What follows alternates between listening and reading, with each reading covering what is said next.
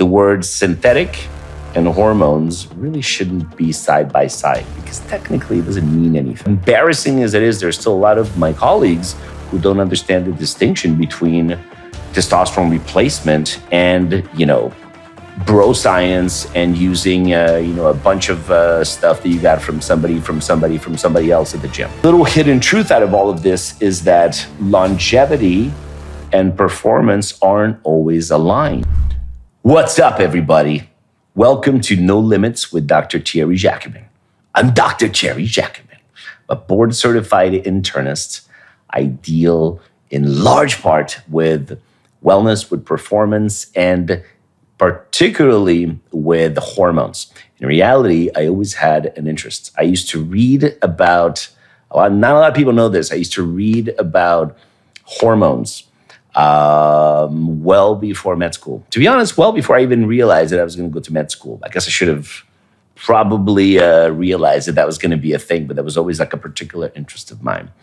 We're going to talk today about a very, very, very important distinction. The distinction between bioidentical hormones and synthetic hormones, okay? I'm going to tell you, and hopefully in the next few minutes, I'm going to show you that the words synthetic and hormones really shouldn't be side by side because technically it doesn't mean anything, okay? So the body naturally makes hormones, right? That applies to all the hormones that you have, whether it be progesterone, whether it be testosterone, whether it be thyroid hormones, blah, blah, blah, blah, blah. It doesn't matter.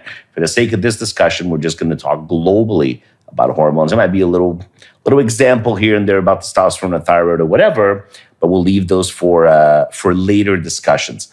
Why is this important? Very simple. If you do a Google search, even if you go on the academic side of Google, out on Google Scholar, which a lot of people don't even realize exists, it's basically just a massive compilation of medical data, right? And you put particular hormone. Let's just say you do, testosterone and heart disease. You're going to get thousands of references. The problem is that these references all lump together bioidentical testosterone and synthetic testosterone, right? That's very much like, I can't even say apples and oranges, right? It's completely different planets, right? If you're dealing with bioidentical hormones, then by the word, right, you can tell that what you're dealing with is a carbon copy of a hormone that naturally exists in your body. If you're dealing with a synthetic molecule, synthetic by definition means it's something that doesn't exist in the human body, okay? So synthetic testosterones do one thing, right? And bioidentical testosterone does something completely different. Am I saying that there is never a use for synthetic derivatives of hormones? Not at all. What I'm saying is you have to be very, very careful as far as what you're comparing, right? The average person walking around, there's still a lot of people, embarrassing as it is, there's still a lot of my colleagues who don't understand the distinction between testosterone replacement and, bro science and using, a bunch of stuff that you got from somebody else at the gym, right? You cannot compare those two things. You cannot compare those two things because number one, you're using molecules that are completely different. So again, bioidentical hormones basically mean carbon copy of what you naturally have. That means that the only thing that you're addressing is a given hormone that is already there, and you're changing levels, and therefore you're changing ratios between them in the body. Once you add a synthetic molecule, you're adding something that by definition doesn't exist in your body. So your body gets a bit confused with synthetic steroids. Why? Or synthetic hormones in general. Why? Very simple. Because it's basically back to the analogy that I always give of the lock and key, right? So a hormone is a key, and then the receptor is basically the lock, right? So the lock is there, and it's there specifically to bind to that one hormone. Now you add a molecule that is synthetic, meaning it's modified. It sort of looks a little bit like that hormone, or it looks a lot like that hormone. It's not exactly like that hormone. It could be like one bond difference, and now it's a different molecule. What happens with that? It's usually close enough that it binds to that receptor, but it's basically like opening a lock with a key that isn't quite the right key. It's a bit defective, or that is a very subtle difference. It's enough to bind, it's enough to open that lock, and then when you try to remove that key, Key never comes out. So now you've damaged the key and you've damaged the lock. It's essentially the idea for your health, okay? So again, am I saying that there is never a purpose? No. For certain issues related to performance, related to aesthetics and so on, there can be very beneficial uses, but you have to know where you are stepping because you're managing completely different things, right? So a common thing that I hear is that testosterone causes heart disease. Not true. Bioidentical testosterone used in the context of hormone replacement in physiologic doses, meaning what? Physiologic doses basically mean that we agree that there is a range that applies to most humans and we optimize for that range, but we keep it human, right? We're not trying to build a cyborg or a rhino. We're trying to optimize a human being. That's one thing. Synthetics, on the other hand, are a completely different thing because, again, different molecules and ultimately very different amounts, right? So if synthetic hormones, absolutely, some of them have been linked with heart issues because they accelerate plaque formation, because they can screw up cholesterol ratios, which in itself can be problematic, and so on.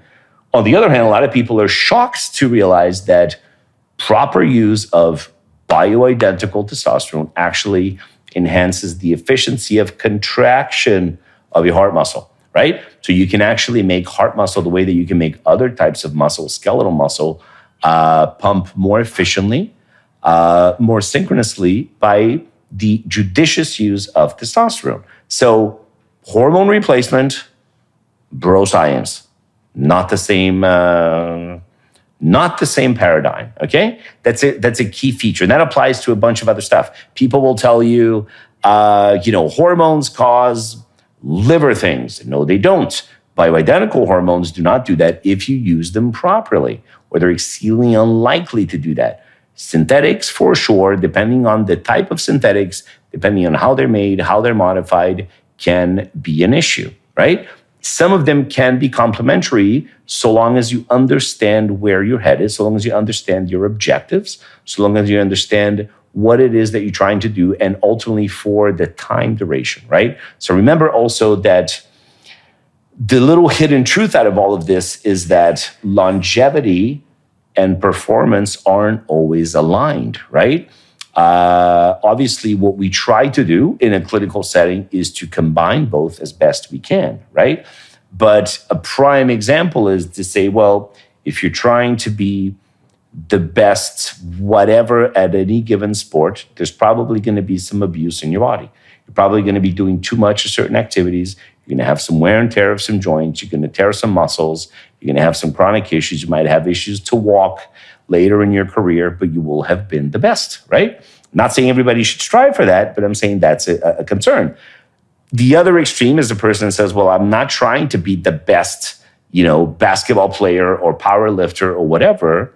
I just want to live until I'm 400 years old. Okay, well, then the approach is completely different.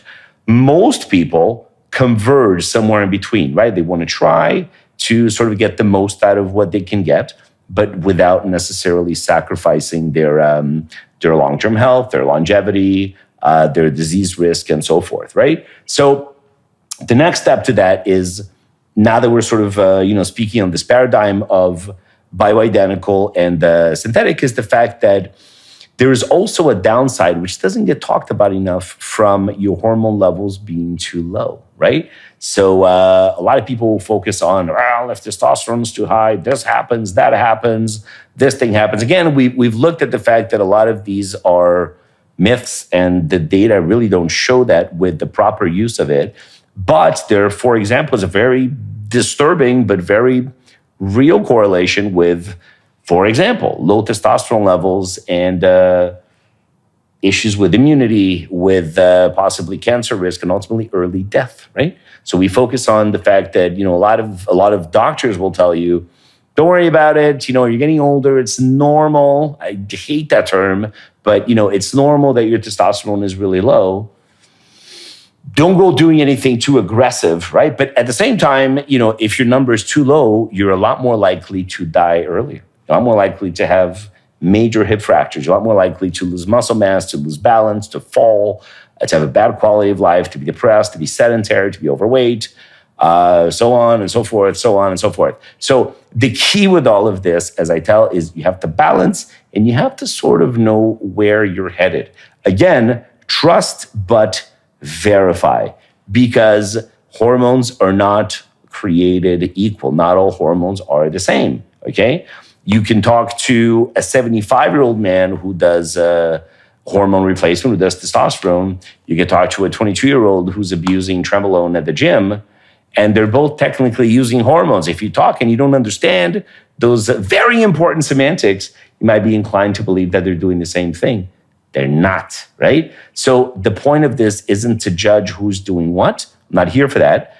The point is just that you have to know what you're talking about. You have to classify those things correctly, both yourself as a consumer, as a potential patient, or if you are a patient already. But if nothing else, it behooves you to educate your physician, your practitioner, because I guarantee you a lot of people, a lot of them aren't necessarily making that distinction. That's a key distinction. There's going to be a lot more content on this issue because a lot of these issues are very pointed, very specific to individual molecules. We're going to be talking about all the synthetics because I know a lot of you guys want to hear about that. And for sure, we're going to be talking about it. We're going to talk about oxandrolone. We're going to talk about trenbolone. We're going to talk about masterone. We're going to talk about testosterone. We're going to talk about conjoined use of a lot of these molecules for some people. Don't you worry. It's all coming. We can't do it in one time because it would be a 49-hour podcast. And given that the average attention span for people now is about that of a goldfish, about 5 seconds, I doubt anybody's going to sit and listen to me go through this for 49 hours, but there's a lot to cover. I want to encourage you to like the video, to share it, to subscribe to the channel, whether you liked it or not. If you didn't like it, still share it because there might be somebody that gets something out of it. If you don't want to watch another video, then good luck to you. But the point is, let's make this a community. If you loved it, drop me a note. Let me know. If you hated it, same thing. My skin is very thick. Let's just do this. Tell me what you like. Tell me what you don't like so we can make it better ultimately. I want to thank my sponsors, Power Boost, Smart Invest, LUXE Galore, and Junglehouse Studios. See you later, my friends.